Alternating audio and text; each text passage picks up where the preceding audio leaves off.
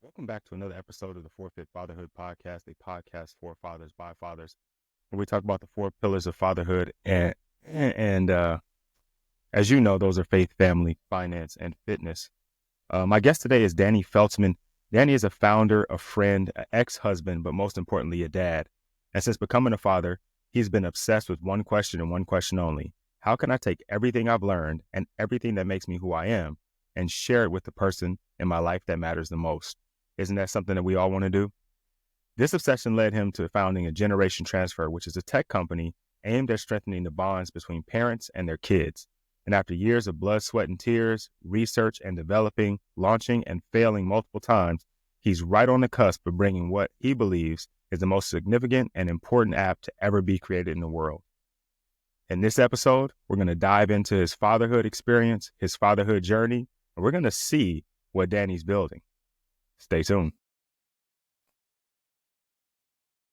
Don't move. Keep it locked. You already know. You're listening to the Fit Fatherhood podcast. And we're having conversations with dope dads covering the four pillars of fatherhood. We call it the Fit Fatherhood formula. Faith, family, finance, and fitness. That's right. These dads are setting the pace in business and fatherhood. This show isn't only about the outside success. We're getting down to who you are. Gentlemen, it's time to get fit. And now, let's get into the show.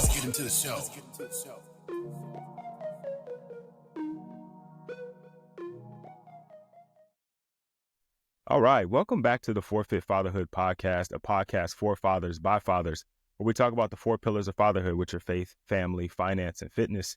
And I've been telling you guys for a while I was going to have guests again. I know the first month of the year we do the just solo podcast episodes, and you guys, you like those, but it's always cool to have somebody on. So I got a guest with me today, and I'm excited to talk to him and talk about some of the things he's got going on and talk about his fatherhood journey. My guest today is Danny Feltsman. It's getting a little cold Danny, in Austin, so I'm bundled today, up. But it's good to see you, and I'm very happy to be on your show, man. I love your stuff. Yeah. What's the weather in Austin right now? Probably like 40 something. I don't know. It's cold. It's 2 days of a cold front, so everybody's hunkering down. Yeah. Yeah, yuck. Yeah, it's been in the 70s here in Southern California. So we had talked about moving to Texas, but I don't like hearing that. There's 40 doesn't make me excited to get out there.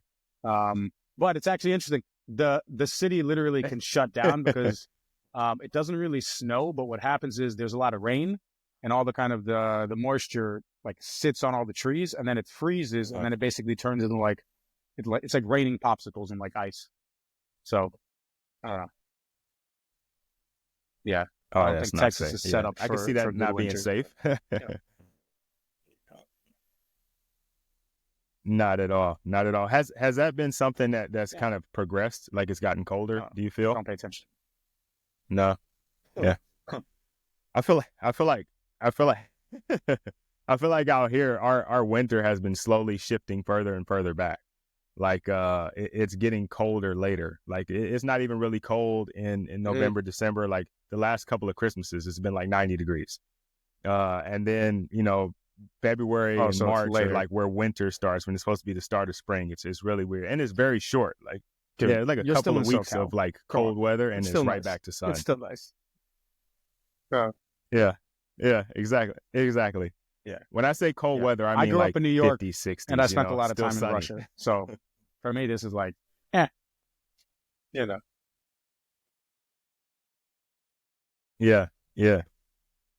Let's get into that, right? Talk about. I know when we talk about fatherhood, we often talk about like our own journey as a father, but there's always that father that came before us and kind of our journey in fatherhood as the child. What was your childhood like? My family and I immigrated from the former Soviet Union. Kind of strange to say that because the Soviet Union collapsed in 1991. So to say that I was born during that time period makes me kind of feel old from a historical perspective. But I was born in 1983, and we immigrated in 1987 when I was 4, and we immigrated to New York City. And my family has a really interesting story. My father was considered he's a classical pianist, and he was considered to be like the top classical pianist in the entire Soviet Union. So it was a very big deal that he decided to leave and immigrate. And the Soviet government didn't let him out for 8 years. So basically, like in 1979, when he, because you had to sign documents and get permission to leave the country. In 1979, when he announced that he wanted to leave because he wanted like artistic freedom to play the music that he wanted where he wanted, the Soviet government was like, you're not going anywhere. And you're not only not going anywhere, but we're not going to let you play concerts. We're going to take your music off the radio. We're going to take your records out of the stores.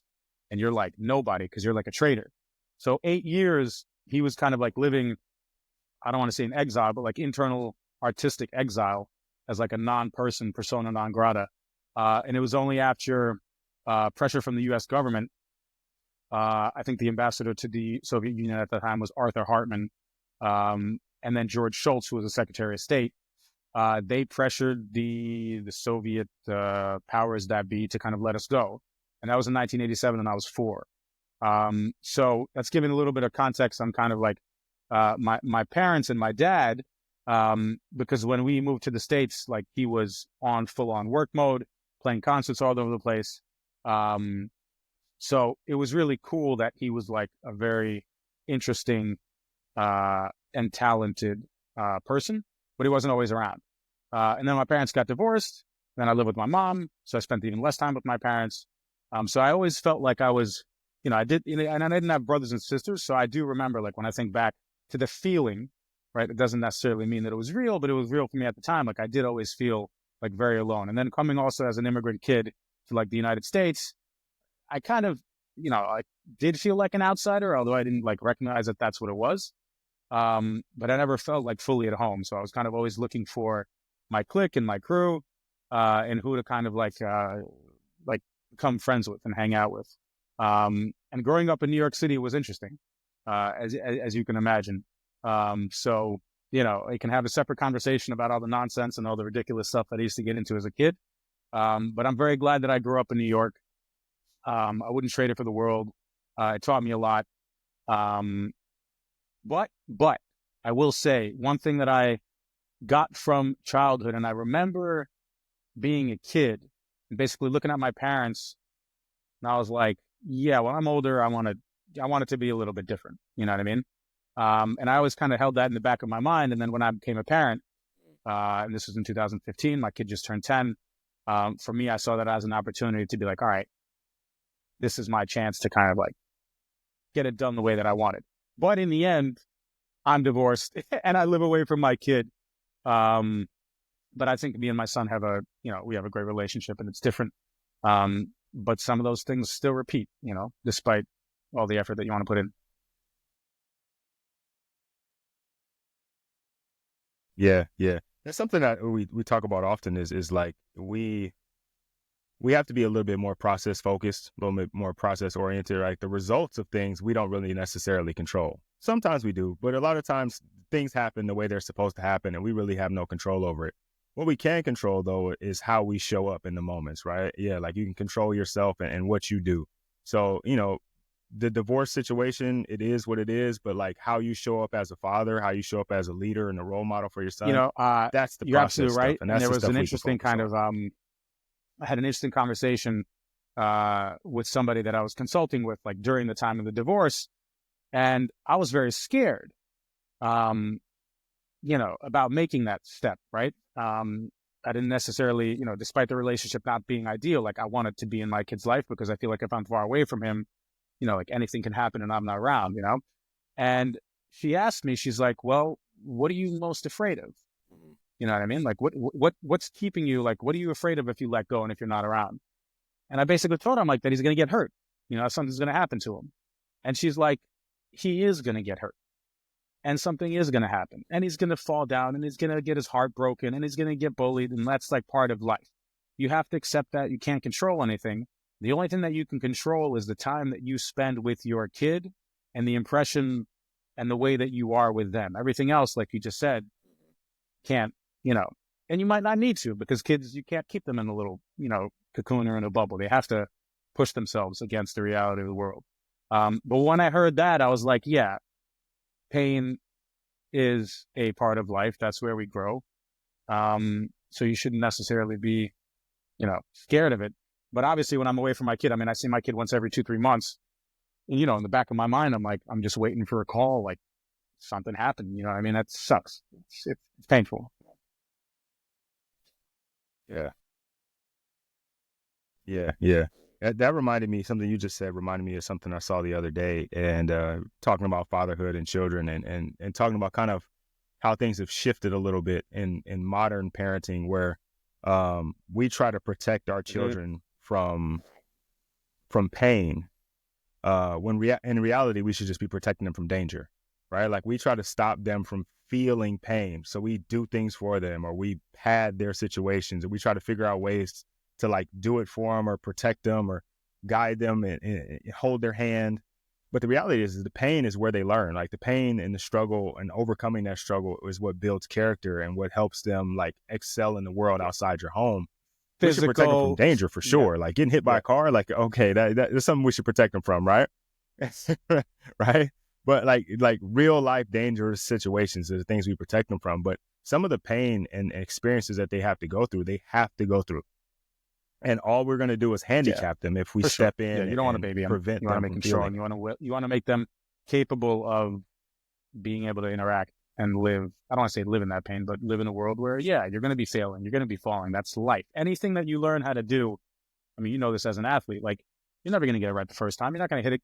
You're not going to hit a home run the first time you swing a bat. You're not going to take somebody down or tackle them the first time that you're on the field or on the mat. So, I mean, every single religion and every single philosophy, like that, there's one universal truth that's universal to every single religion, is that like life is suffering. That's part of it, so you got to deal with it, and learn how to live in a world where you don't really pay attention. You just move forward, So yeah, but I do agree that culturally there has been this coddling of like younger kids. You know what I mean? And there's statistics around it. Like, kids aren't really playing outside. They're not really going to jungle gyms. They're not like getting into fights. They're not making fun of each other.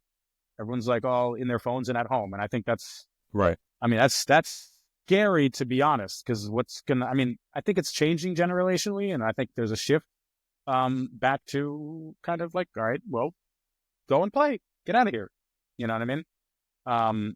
But there was a point when, I was looking around at what's going on kind of like socially and culturally, and I was like, are these kids going to be capable of actually like doing anything other than complaining, and blaming the world for the way that it is, Right.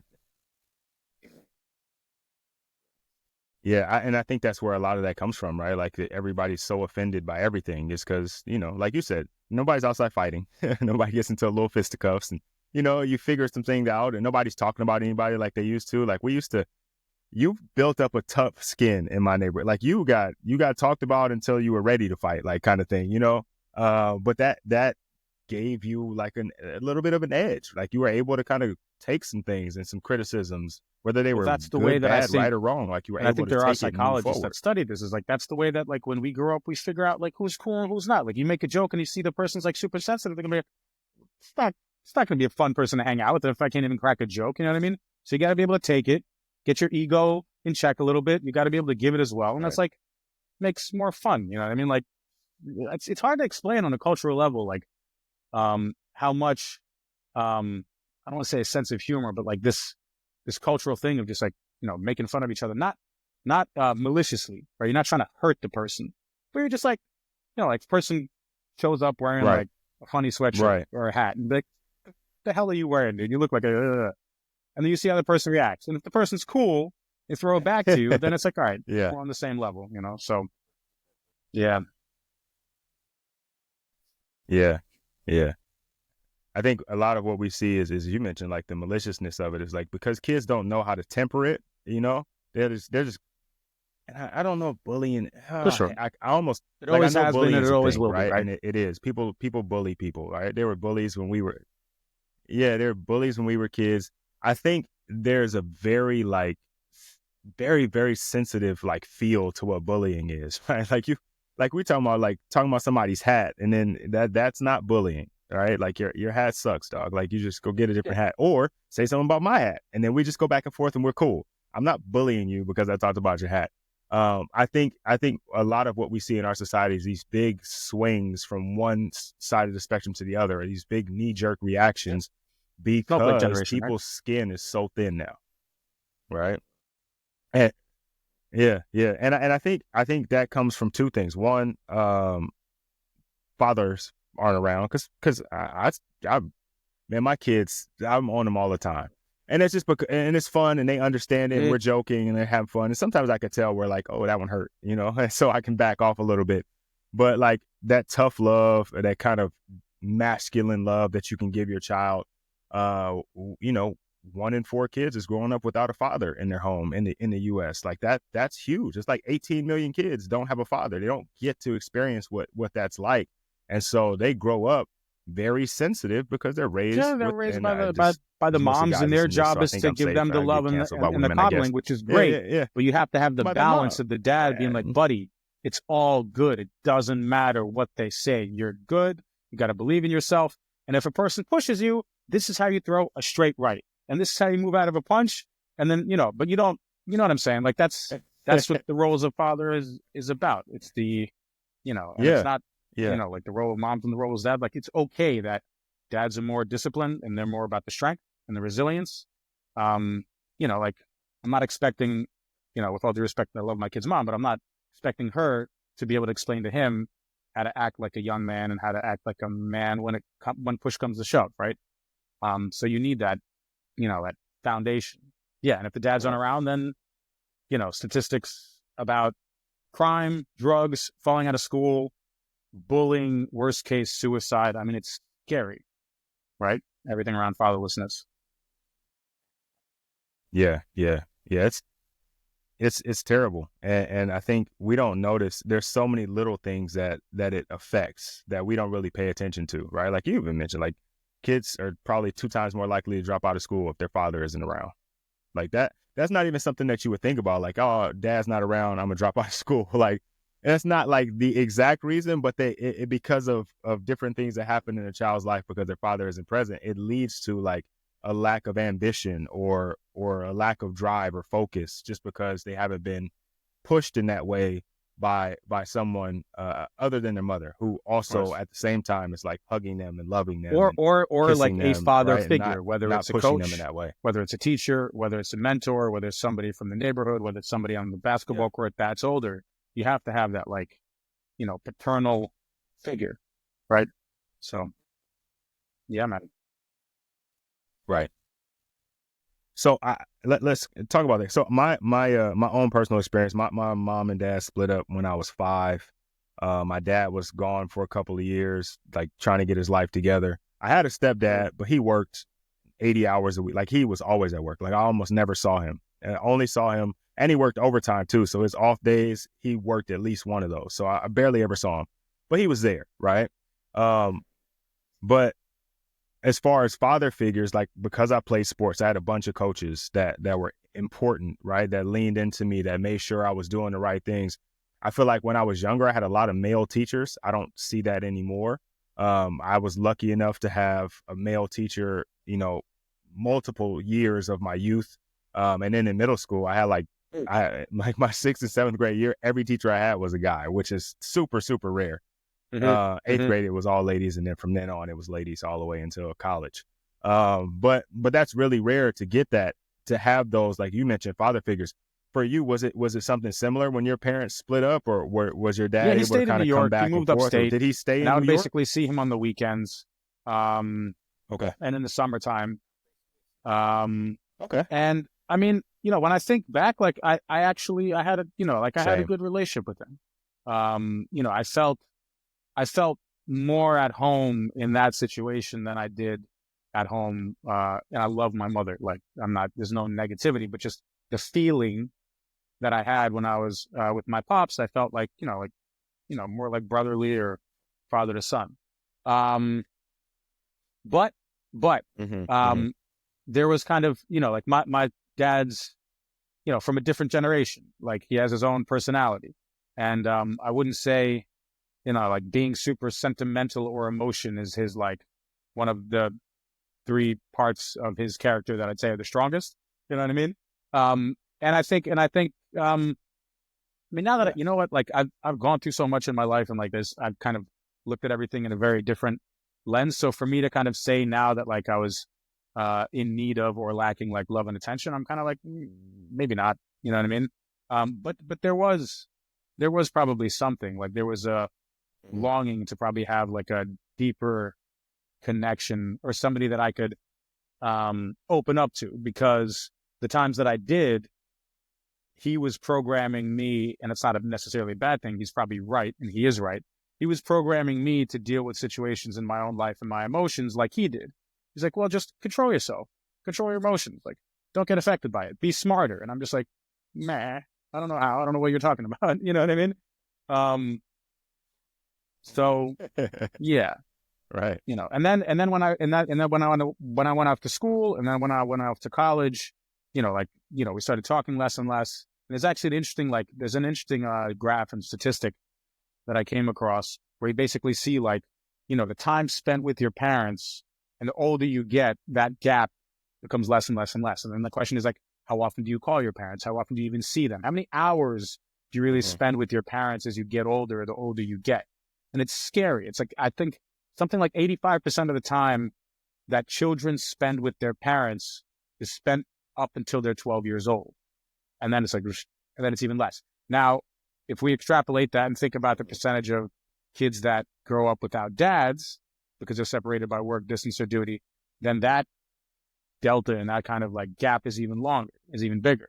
And then the other question is, how does that affect the kid's psychology? Well, you know, look at how many people are going to psychologists, how many people are going to different therapists and doing these groups and doing these coaching seminars, because we're all trying to, I mean, in the end, and I've done a lot of them, in the end, it all does come down to, you know, the first relationships that you had with the first caregivers and, you know, the most important people in your life that are your parents.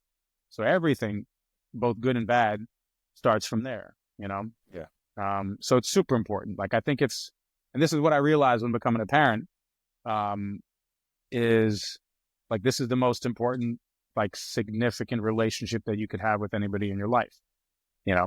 And it's also like, you know, like if you ask like, what does fatherhood mean or what have I learned? Like, you know, up to a certain point, it's like a walking mirror. Like, they reflect what they see. Kids can only repeat what they've seen, behaviors, words, tone. So for me, like, my kid has been not only my biggest motivator, but also the biggest reflector of like the best and the worst parts of my personality, you know? So it's awesome. You know, I love it. Yeah. Yeah. And to your point, I think we talk about in coaching, in the coaching space, like, you can only coach to your level of discipline, right? So like when we're talking about in the weight room or as a football coach, like when I'm disciplining athletes, I can only expect them to live up to my level of discipline, right? I think as fathers, it's very similar in the sense that we can only, not only, but we can only parent to our level of understanding, right? And so you talked about your dad a little bit, and like he parented you the way that he handled things, right? And like he told you how he would do it. Do you find yourself now as a parent, like trying to explore other things or trying to find like things that are kind of outside of your own wheelhouse of thought to I don't know, That's a maybe good train question. or teach your son I mean, with? I'm always looking for new information, and I'm very open to listening to different approaches. And I listen to the podcast, I read the books, I read the research.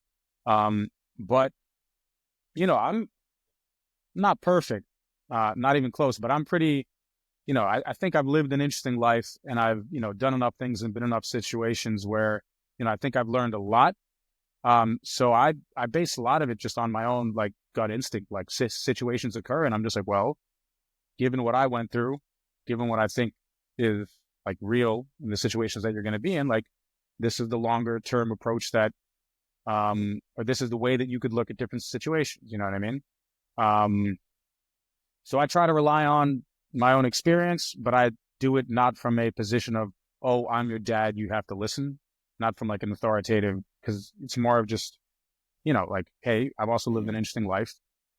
These are the situations that you're going to be set up with. Like, if you want to, you know what I do with my kid is I kind of like start with like his self-interest. So for example, I'll give you an example of, you know, when he was a kid, you know, I knew in the back of my mind, like, I didn't want him to be like drinking Coca-Cola and like eating sweets all the time and eating junk food.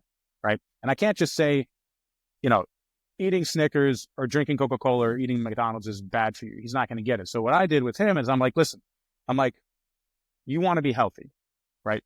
You want to be good at sports. You want your mind to work right. You know, your body is like your vessel that you're going to be taking through your entire life with you. It's like your spaceship, right? You want that spaceship to be in good shape, right? Like, this is what we want. Correct. Okay. Well, it's good to keep in mind that if you do, like, there are things that you can eat, drink, and there are habits that you can have that are going to make this spaceship stronger, work better, right? That's going to make your mind better. It's going to make your physical body better. And there are things that are like probably going to make it worse, like fuel, right? And I'm like, well, let's think about it. Like, look at this, Coca-Cola, McDonald's, I don't know, like junk food. Like, what do you think? Like, is this going to be good? Is this going to help you get to where you want to be in the end? Or is it going to like slow you down? So it's like he got to it himself. Like, you just logically structure the argument so that they kind of get it themselves, as opposed to just being like, don't drink Coca-Cola because it's going to be bad for you. You know what I mean?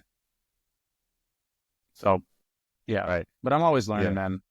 I'm always, and you know, it's actually more about, I'm learning more from myself how to be a, you know, like a more conscious, better parent, better human, than how to have him be a certain way. Because then in the end, it's, you know, these kids have their own personalities.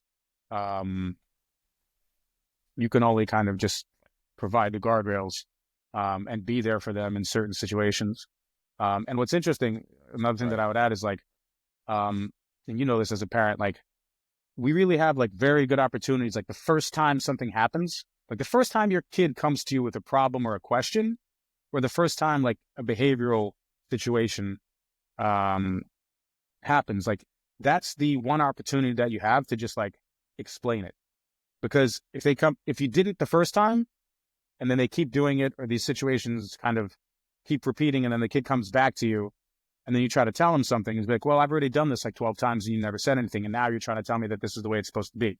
So it's really cool because if the kid is open, you have like this window of opportunity to just like explain them things in the beginning and basically set them up for better things in the future. I don't know if that makes any sense, but I think you know what I mean, right? It's like you got to get it at the start when things arise, and then provide that guidance at the right time, like the first moment, right? You know what I mean?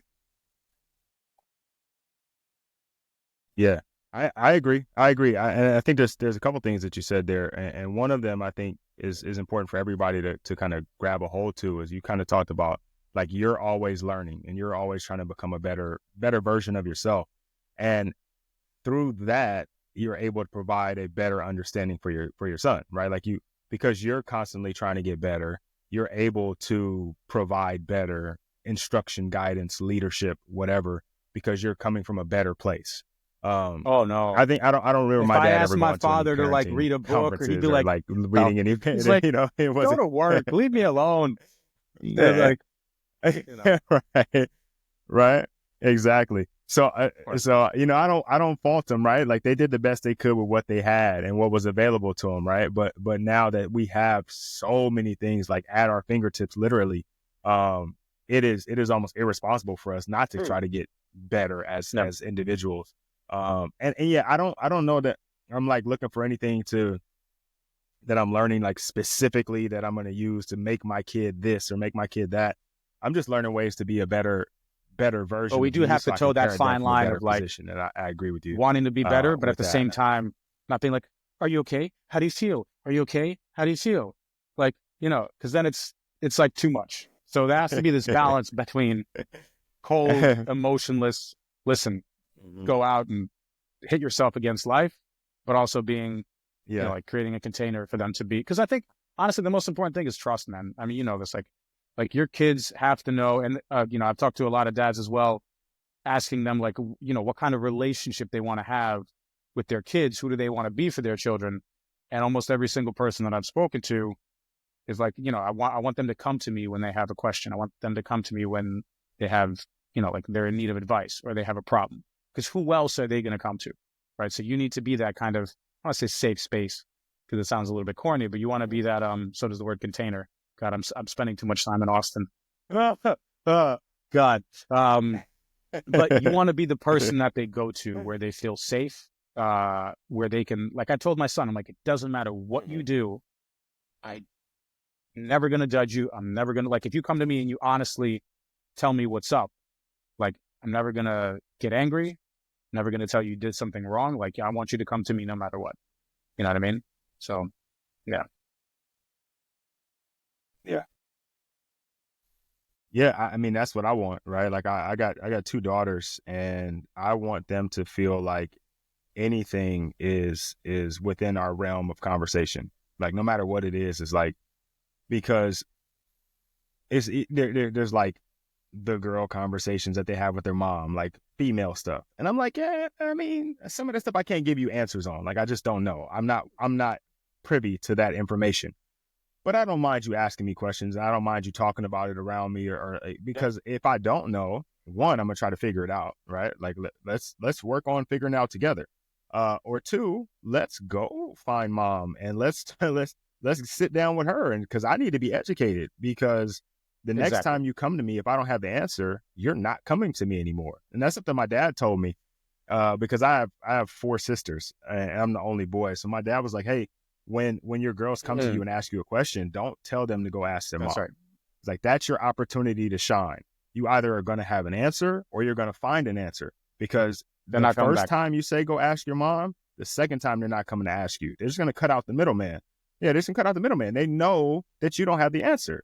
They're just going to bypass you, and before you know it, they're not talking to you about anything. And so it's something I've tried to like really lean into.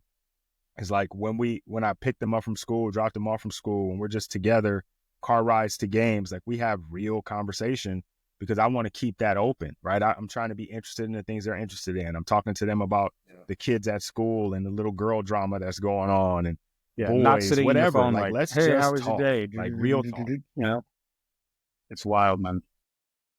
Right? Because if you ask them, like, how was school or how was your day? Fine. All right. School was fun. It was cool. Yeah.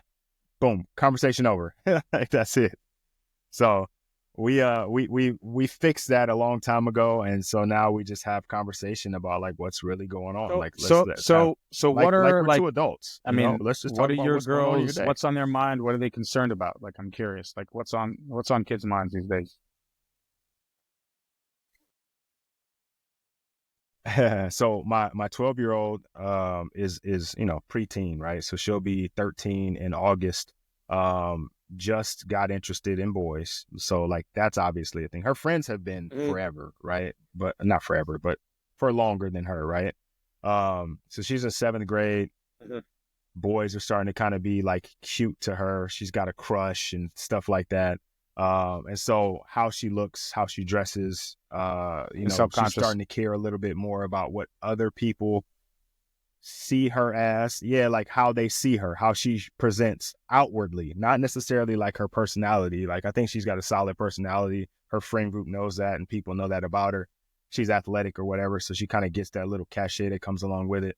But she's when she's going to school, she makes sure she's dressed. Like there's no. But are you trying to have a conversation like, with her around? Listen, cool, but that's not cool no more. You don't have to impress people. You don't have, or it doesn't make any sense because they're gonna do it anyway. No, absolutely. You still have that conversation, because as a leader, like it's your job to reinforce their own self-esteem, right? Because they feel a certain way about themselves, but like you mentioned, in that even like as that time expands where we get less time with our kids, we also have less influence, right? Like the music they listen to, the things that they watch on TV, their friend group, just the stuff environmentally around them on a daily basis starts to have more influence. And so it's up to me to like reinforce the things that we've built for the last 10, 12 years. And like, hey, you're a rock star. Like, it doesn't matter what other people think. Like you went to school yesterday with a t-shirt and some jeans on, and it looked fly. Like, or you could be like, it doesn't matter. Like it doesn't matter. Like some of these other girls, like you look super cool.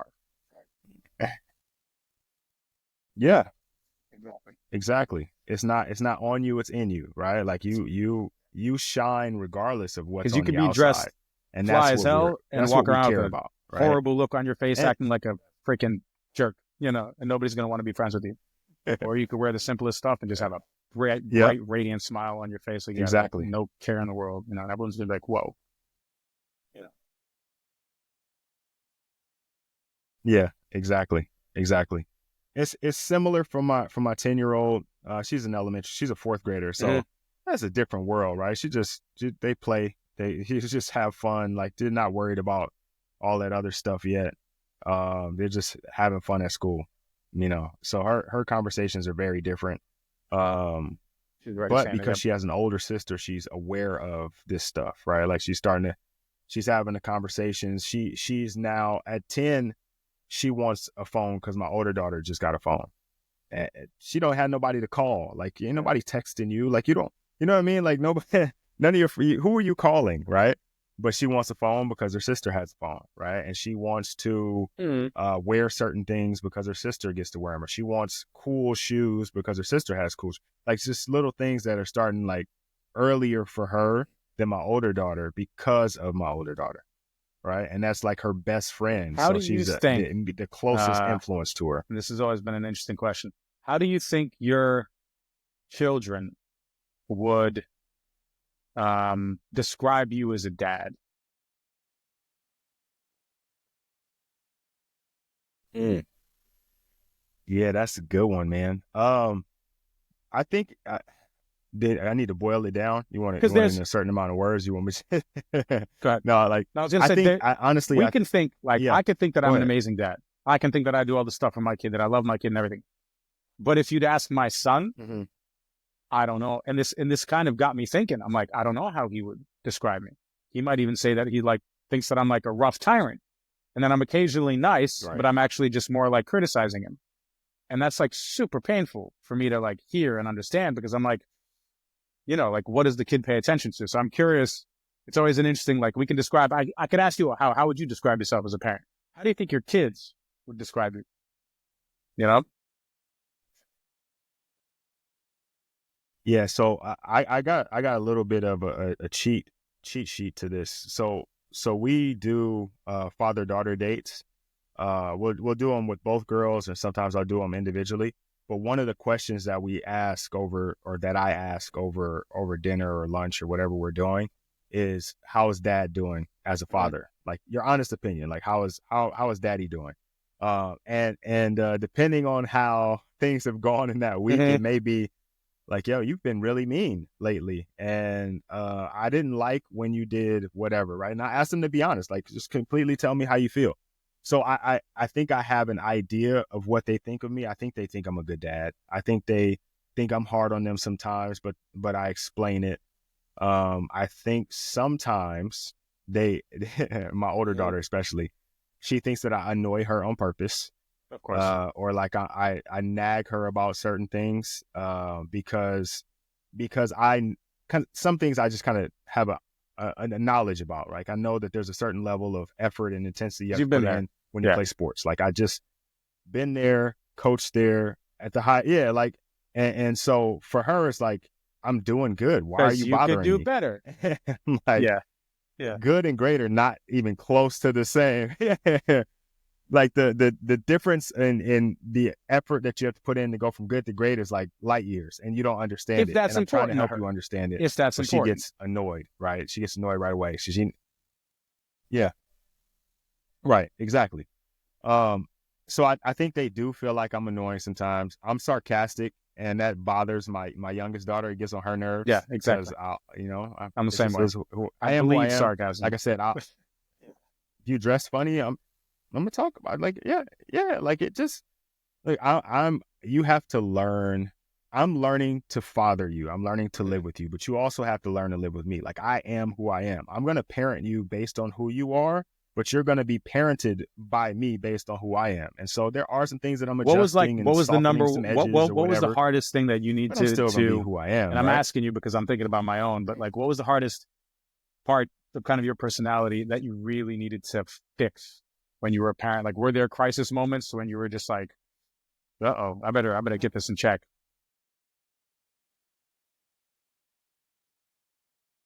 No, you know what? It's actually more. Well, I didn't really start to change it until I had kids, but I was aware of it before, and it was just kind of like I was dealing with it. Emotional intelligence, like I had 3 emotions, and my wife, when we were first dating, she would say I had no emotions because I'm like right in the middle. You know, I don't get too happy, I don't get too sad. Like if I'm happy, I'm like, gosh, you know what's coming next? Something bad's gonna happen, or if it's bad, you're like it could be worse. So I'm not getting too down about it, right? And so I'm really like not nonchalant would be the way that it seems, but I just try not to get bothered by things, right? Like I don't lean into emotions, right? So when I have a wife and 2 daughters, right? They're very emotional. And for me, it's like, yo, stop crying. Like, what are you crying for? You know, let's just solve the problem. Like, whatever it is, like, we got to deal with it. Let's figure it out. Like, this is a wasted energy and emotion. Like, why are you doing it? And so that's been the hardest thing for me is like expanding. And a couple years ago, my wife's a therapist. So she showed me what the wheel of emotions, it's like 1,000 emotions. Like, no, come on, man. There's no way people are feeling all these things. They're Like, feeling happy, them sad, simultaneously mad, all at once. grief, They don't even know what to focus on. Yeah. And so for me, it was like, look, I'm happy or I'm sad. If I'm sad, it probably makes me mad, right? Or if I'm afraid, it probably makes. I really only have 2 emotions. I'm like happy or mad, right? And so I had to like really like feel my own emotions and allow them to feel theirs. We have this thing with my daughters now, it's called factor feelings, right? When they come to me with something, it's like, is that a fact or a feeling? That's interesting. Do you feel that way, that. or is that what actually is happening? Right now that we figure out if it's fact or feeling, do you want me to help you with it, or do you want me to hear you?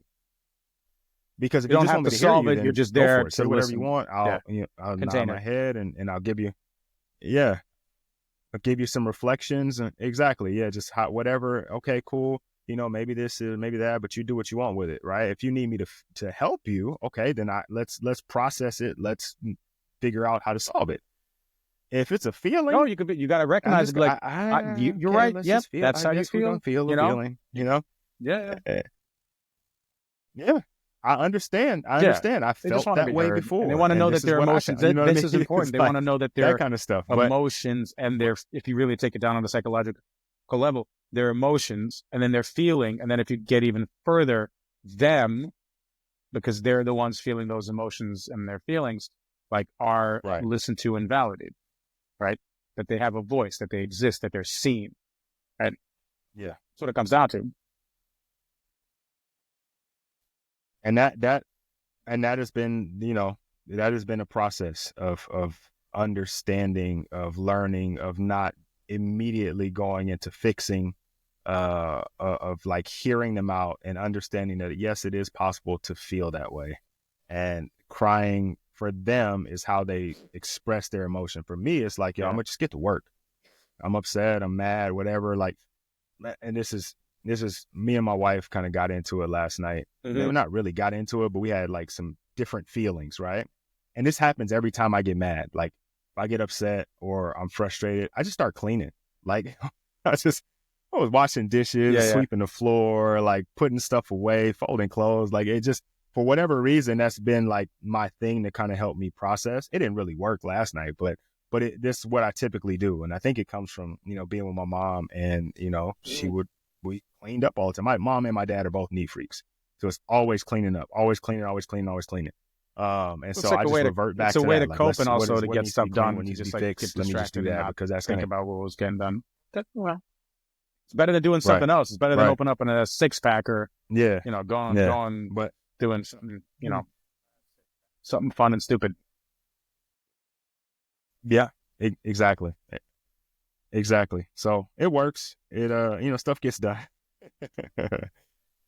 It's always been one thing. What about for you? What's been the toughest thing for you to deal with? Raising my voice and using my voice as a disciplinary instrument when things don't go the way that I want. Maybe I'm too focused on it because I think my kid is very sensitive to that. But for me, it's just been yelling. You know what I mean? And it's always been, if back in the day when I was younger, I used to have a much shorter temper, and I just didn't know how to, and goes back to childhood and parenting. Like, I didn't know how to process all these emotions, you know what I mean? That I was feeling, and the frustration and not being heard, or thinking that nobody gives, nobody really cares. And then that translated to on a subconscious level, like same thing with the kid, like the kid's not listening. I had to repeat myself 1,700 times. And then it's also, like there could be situations where like he's in danger, he's putting himself in danger, and this fear translates to aggression. And it's just been being conscious of that and working on that, to not be a person that like raises their voice and yells when something goes wrong. Like that shouldn't be my auto thing. And it's gotten better, and it's getting better, and I hope I'm done with it. But at the same time, like I'm also like you come from like come from a sports background. Like I grew up, and I'm not justifying, I'm more explaining, and I explain this to kind of, like people that I meet, so they get a little bit of an insight into my personality. Like I came from a background where all coaches did all the time was yell at us and be like, you're doing this wrong. And they didn't do it from a malicious standpoint, but it's like, you're playing sports, you want to win. You're on a team, you want to be part of a team, you want to like, okay, so then, you just, like, you got to do this better. Like if you're on the football field, like people are yelling all the time. Same thing for wrestling, right? Like my background is like two very aggressive, like sports, right? And then even when I worked my first job, like when I was working on a trading floor, like traders yell, they curse at each other. Like, you an idiot, you just cost us, and then you can go and have a drink with the person later. So like, I come from a background where like, my ego was like destroyed physically and like, I want not to say emotionally, psychologically, but like you're used to getting that feedback and not being like, oh my God, you just raised your voice at me. Like, imagine if a kid playing football, like freshman year, gets on the football field and the coach like yells at him or like hits him in the helmet and he's like, oh, you hit me. He'd be like, get out of here. You're not going to make it. You know what I mean? So, I do have to remember that the kid is a kid. Like I was just listening to this podcast by Jocko Willink, and he was talking about how he used to, he used to talk to his kids as if they're like 27-year-old, like Marines. Like, you need to know this, you need to do this because, and he's like, and his wife is like, the kid is 6.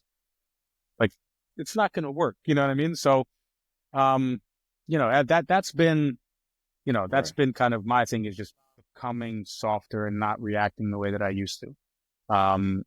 And I hope that I got there, but at the same time, I guess the point that I'm trying to make is like, even if I have to like scream across the house or have to raise my voice in certain situations, like, I don't think it's the end of the world. You know what I mean? It just depends on context and intention. Right. So, but maybe I'm just justifying the fact that I yell. I don't know.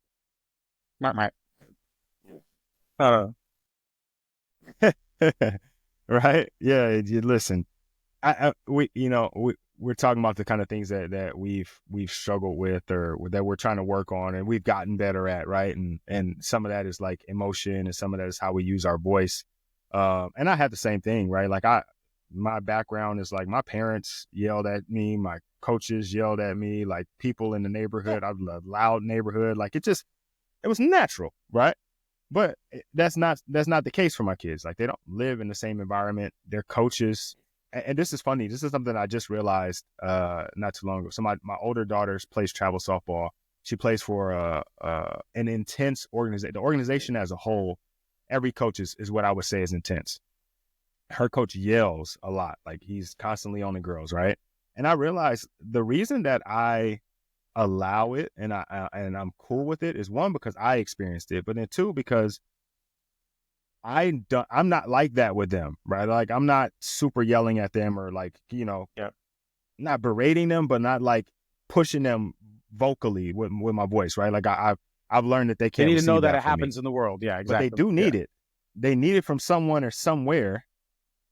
Yeah, and so like I just realized it like a week or two ago. I was like, man, I need a coach to do that with them, because I need another male to be able to give them that type of like tough love, because I can give them tough love, but they don't. Exactly. When Coach Dad is yelling at them, it's personal. Like they take it personal, and they don't know how to separate the two. Like I coached them when they were really young, and they could not separate. Like they thought I was mad at them. They would go home and cry, and like they would be weird around the house, And so they can't receive that from me, but they do need it. And it's something that like they have to experience, have to feel, have to navigate, because the world isn't going to be me, right? The world's probably going to be more like him. Probably more cutthroat, more because he aggressive, more actually in your has good face, more intentions, call because you he's trying to out, make you better. more Not everybody that you meet in the world is demanding. going to be trying to make you better. They're going to be your competition. So Exactly. So I've come to peace with it, because at first it kind of bothered me, like, yo, why are you on my kid? You know, like I was taking it personal, but then I'm like, that's yo, why I she think messed up. sports. Like you probably you deserve that. Like, and it's not like you said, it's not That's why I think negative, sports right? It's is a very constructive. good, arena where kids will start to see what they're going to be up against within the world, and it breeds discipline and competition, and how to win, how to lose, how to work with other people, get that ego in check, hard work, So it's the best. Yeah. Mm-hmm. Yeah. So I obviously we've talked a lot about fatherhood, our own personal experiences in fatherhood. We've talked about our fathers and things that are kind of going on there. There's something that you're working on that I think is important that we kind of bring up. It's something that interestingly enough, I kind of got something, so there's not even close to what you're doing, but like me and my father comes from a different era. We just talked about that, right? And in his era, it was like, you don't talk about anything, like everything. He's like a safe, right? Whatever happened in his life is like in his life, it happened. If he's got some advice to share, he'll share the advice, but he's not giving you like a whole bunch of facts about him, right? He's kind of keeping it all to himself. And I've had to learn the things that I've learned about fatherhood, or the things I even learned about my father, through seeing him or through hearing like somebody else tell a story about something he did. The problem with that though is when him and my mom That's split usually up, the she way that didn't it have the is. Yeah. nicest stories to tell about him. So when I was a kid, I had this and it wasn't even like they had, like, they did for a little while, but for the most part, like they did a good job of co-parenting me. Like my dad really never said anything negative about my mom. My mom had a period of time where she hated him, so she said a bunch of negative stuff about him, but she grew out of it and they got better. But as a young child, a lot of the stories and things that I heard about him And weren't how did that actually exactly affect you? positive Like, were coming you from, because believing that, or were you she's the kind of just closest like to me. taking that as information and then kind of like, or did that paint or color the way that you saw your dad, like in your own mind? No, Oh, you that's know what? awesome. As a kid, my dad was So like my they're like, hero, why are they and so talking I took it smack about my personal. pops? It was like she was talking Okay, about me. Yeah, of you talking course. about my dad. Like, we fought at school for people talking about your parents. Like, and you my mom, but you ain't gonna be talking about my dad. So I took it personal. And like, I remember there was a time where one of my mom's sisters had said something, because my dad and my mom were together since they were like 13 or something like that. And then they end up splitting up. So that means like everybody in the family, he's basically the family. Like he grew up with them. And so one of my aunts said something about my dad, and I got a whooping, but I was like, hey, she said something about him, and right away, I just went at I'm her. sure your Like, dad would be happy and I proud didn't though if cuss you or did that, anything. bro. I'm sure he'd be I super went at happy. her as hard as I could as an 8-year-old. Yeah. So I did what I did what I could to defend him with my voice. I got a whooping for it, because you don't talk to your adults like that. You don't talk to elders that way. But like, I always took that stuff personal. Regardless of, like, Yeah. I knew there was things that was going on in his life. I knew he was struggling at that time. It didn't matter to me. Like I love felt empathy for him, and he was still my hero. You know what I mean? Like, if you watch Of course, it's a superhero hero's movies, there's journey. always a period of Yeah. time where the superhero is getting his ass kicked, right? For me, that was just like, Superman was getting his ass kicked at that time, right? Like he was just getting beat up, but he ended up coming back, right? And he actually did come back, and he made up for it. But for me, I just took it personal. I don't know that I ever believed any of it, although some of it was obviously true. But I was just like, So yeah, he that's can't talk about my mom exactly like that. what Don't talk about my dad like that. that's exactly what I'm trying to do. My life's work for the last kind of 7 years, God, it's scary to think about it, has been figuring out a way to help parents, and especially parents that are away from their kids. It's usually divorced dads, especially in our country, be like the superhero for their kids, right? To share who they are, what they've learned, like their memories, their life lessons, their family history, their culture, their love for their kid with their children. Because as you said, you can get stories in fragmented images or an understanding of who your father is based on what other people tell you, or now based on like a social media account, or even based on the communication that especially parents that are away from their kids, like they see their kids maybe once every weekend. There's parents that see their kids once every couple months. There's, servicemen and women that are deployed abroad and see their kids like once every couple months. There's estranged fathers that don't even see their kids for a couple of years. And then the question is, and this is the question that I've been obsessed with, is like, all right, so then what is the kid going to reference to understand who their parent is? They're going to reference an account on social media, right? Is that really who you are? Are they going to just remember kind of the time that you spent with them and kind of the things that you wrote each other via Messenger or something? So yeah, that's been my obsession, is creating a way or creating a platform that helps you share who you really are, like authentically, and captures every single layer of who a person is, so that our kids can know who we are, and so that we could be the most important influencers, the first and most important influencer for your kid, and the hero in your child's eyes. Yeah.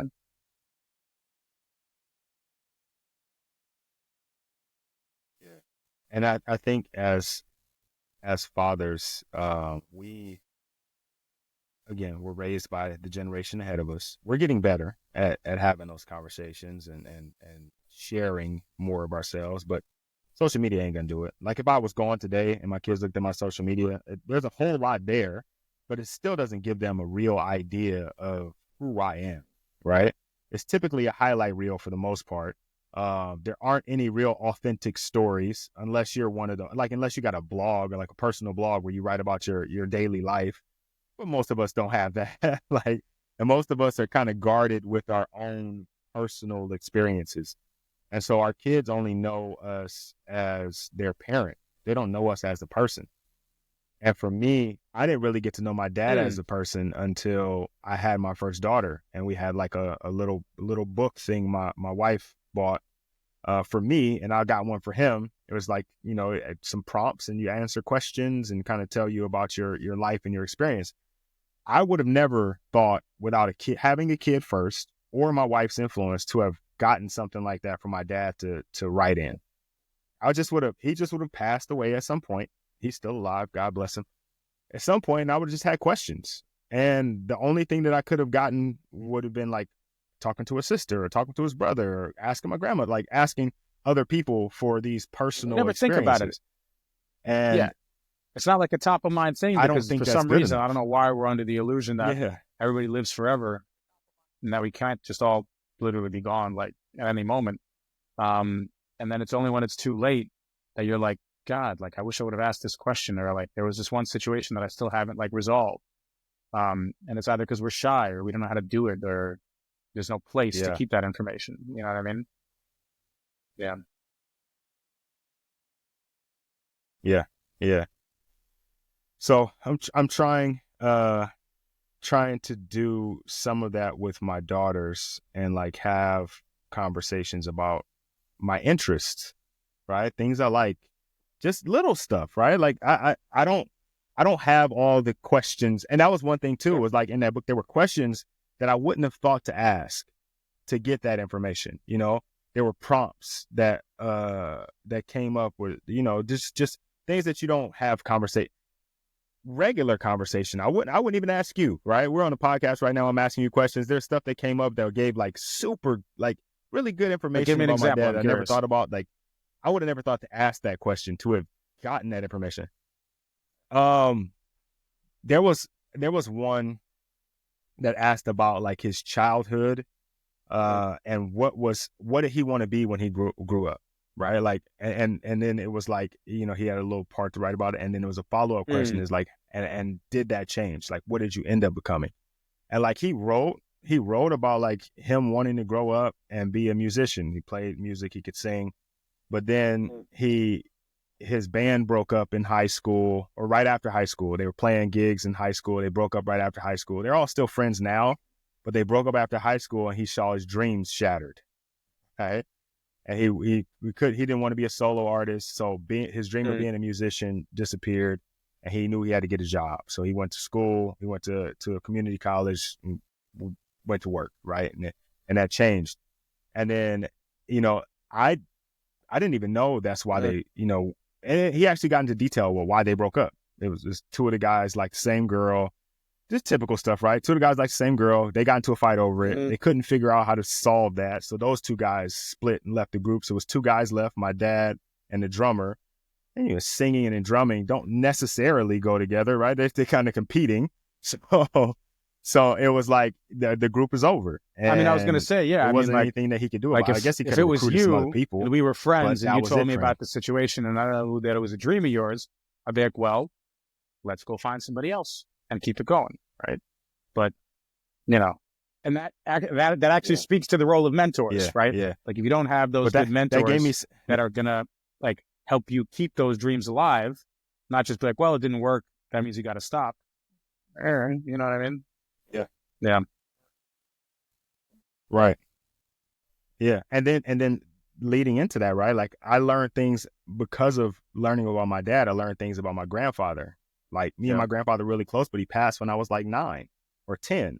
So like I didn't know a lot about him, but because I heard stories from my dad about his dad, I learned more about my grandfather. Like I'm learning about the whole family tree because of like this thing that I never would have even thought of. And I think what you're working on is exactly that. And it's going to be great. But better. You know, we'll talk about it when we launch. But yeah, the product is called Trove.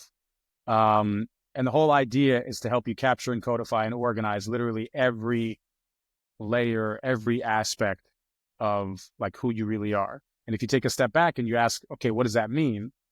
Then, you know, every single social media platform has one timeline. You could have a post about your kids. You could have a post about your past. You could have a post about your parents, vacation, steak dinner, whatever. It all goes into one place, like one timeline with everything. In my opinion, I think that's completely wrong and it's very messy, right? Like if I don't want my kid just like scrolling through like all these random social media posts about random stuff without like an overarching story and some sort of structure. So what we're doing is we break you down, and it took us a long time to actually think about it. Like what does a person have in the end? Like what makes up a person's life and what aspects of a person's life are universal to every single human, regardless of where they are in the world, right? And the way that we see it is that all we are is a sum of our collected memories, what we've seen, right? The life events that have happened to us in our lives, our thoughts, what we've learned, your life lessons, right? Life hacks, the wisdom that you've accumulated, what you felt, your emotions, your culture, how you're influenced by the culture around you, whether it's books, music, literature, right? Then you have your friends, you have your family tree, you have your passions and your hobbies, right? And then you have your kids. So all those different like 7-8 aspects of one puzzle or one portrait that is the portrait of you. And we're going to have prompts and we're going to have questions and we're going to have missions and we're going to have all this fun stuff that parents can go on to take what's a very daunting task, right? Like collecting your life story and collecting this full portrait. If you were to start from scratch with like no help, it would be nearly impossible because you don't know where to start. But we help you do that very, very easily with all these prompts and questions and obviously in a beautiful way. And, you know, you're talking about your parents and your grandparents. Like one of the things that got me to start this thing is when my kid was born, my grandma was 89 and she was my closest family member. I mean, she survived being blockaded in her city during World War II for like 999 days. And then she immigrated to the United States in 1990, taught herself English, was writing for like a newspaper. She was awesome. And like, I knew that when my kid was born, he's not going to be like, when he grows up, he's not going to be able to see his great grandma. She was 89 years old. So knowing that, I literally just took my phone out and I'm like, Grandma, you're talking to your great grandson in the future. Like, what do you want him to know? And I asked her all these questions about her life, about her definition of good and evil, about the qualities of character that she wants her great grandson to have, which luckily he doesn't even know that list, but like, it's as if she like gave like a wish or a spell. Like she's like, I want him to be kind and have a good heart. I want him to be able to forgive, and I want him to be curious to learn more about the world. Like that's exactly, I mean, I hope, knock on wood, that's the way he's going to stay. But yeah, and I recorded this video and I was like, what am I going to do with it? Like, am I just going to keep it in my iCloud? It's going to get lost. It's too important. Right. And that's what we're working on. We're working on creating a space to, keep track of and share in the future, like the most important parts of your life, whether it be your family history, whether it be your life lessons, whether it be your relationship with your kids, whether it be playlists or books that you want your daughters to see in the future. Like, it's going to be everything. It's going to be dope. It's going to be beautiful. Yeah. I mean, you saw it, right? I mean, we walked through it. Yeah, I'm excited. Yeah. I'm excited for it. And when it's ready, we'll come back. We'll do another episode, and we'll come back and kind of talk a little bit more about it, dive into it, share it with the world. Because I think, like I said, like I've told you, in a little pre-podcast talk, that I think it's something that's super important. I think it's something that every parent, every father for sure needs, and it's something that we have to share. I've got to wrap this thing up, man. My kid. She lost her tooth, so our retainer doesn't fit anymore. Yeah. So we got to go get it refitted. They told me I could just pick up the new one, right? And then they called me this morning and say, actually, we need her to be there. So can she get out of school to come pick it up? Of course, right? But before we go, I do have a question for you. You kind of said it earlier. You talked about, what fatherhood meant to you, but I have a separate question for you, and it's kind of a two-part question. Since we've got all the guys here and they're listening and they're all fathers, if you had one message to give every father, what would that be? See, if I would have known, I would have prepared. One message to, I got it. Well, I'll say to myself, be kinder, be softer, and like, manage the expectations of wanting them to kind of be the way that you think that they need to be, but also letting, it sounds super corny, but also letting them be kind of the person that they want. Be kind. Corny is okay, I guess. Corny is okay. Yeah. Be kind but strict. Yeah. Yeah. It's like, I mean, it's a balance. I like right? that. Like, you have to balance the yin and yang. We talked about that. You have to balance being strict and being, like the guardian, and then being loving and kind. So I think, yeah.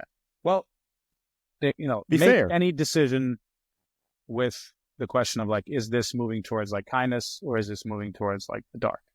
Like, what's, are you going towards the light, or are you going towards the dark? The good side or the bad side? Gotcha. The eternal struggle between darkness and light. Gotcha. In Star Wars, right? So, yeah.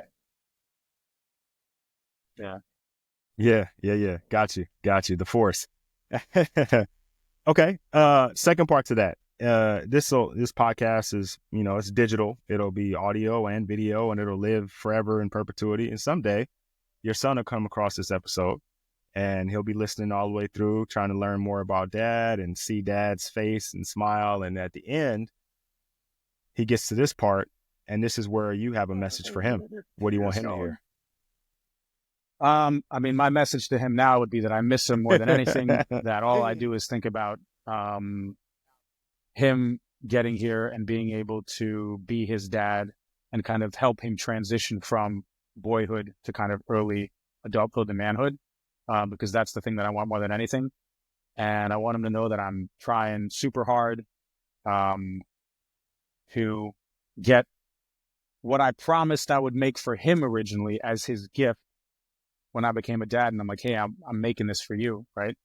That I'm working hard, that I miss him, and that I'm looking forward to a very beautiful future that we're going to have together.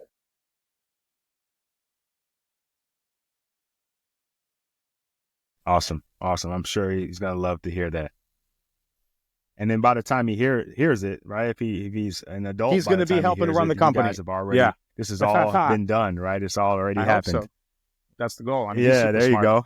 I mean, my kid is, yeah, he's super smart.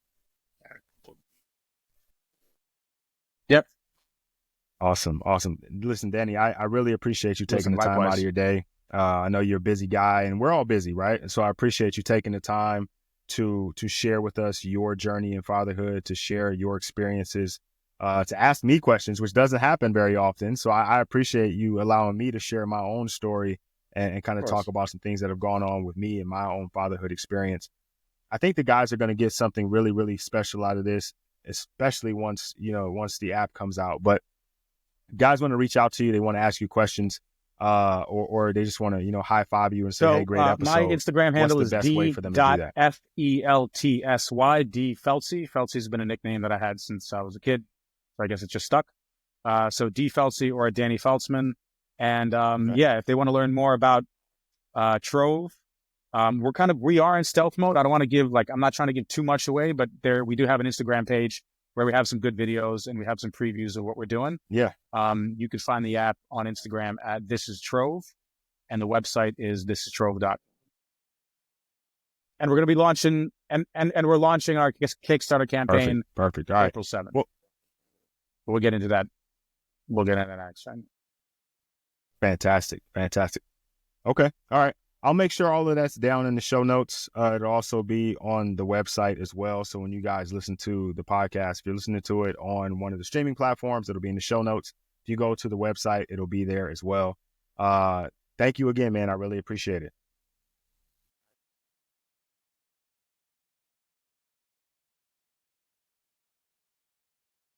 Yeah, me too. All right, brother. Have a great day.